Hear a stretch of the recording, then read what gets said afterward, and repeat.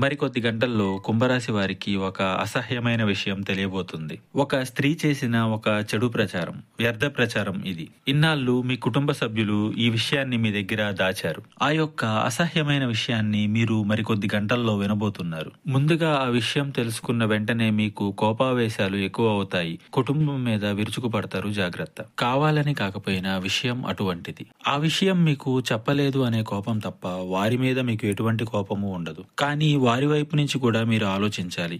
ఈ విషయాన్ని మీకు తెలిపి మీ మనసు బాధ పెట్టడం ఇష్టం లేక మీకు చెప్పలేదు. ఆ యొక్క స్త్రీ వేసింది ఒక అసహ్యకరమైన నింద. మీ పని విషయంలో కాదండి, మీ యొక్క పర్సనల్ విషయంలో వేసిన నింద. ఆ యొక్క నింద ఇది అని చెప్పలేకపోయినా ఆ యొక్క నింద యొక్క సారాంశం మిమ్మల్ని తక్కువ చేసి చూడడం, అలాగే మిమ్మల్ని తక్కువ చేసి చూడడమే కాకుండా మిమ్మల్ని సమాజంలో ఎందుకు పనికిరారు అన్నట్టుగా చిత్రీకరించే ప్రయత్నం అది. ఆ యొక్క ప్రయత్నాన్ని భగవంతుడే తిప్పికొట్టాడు.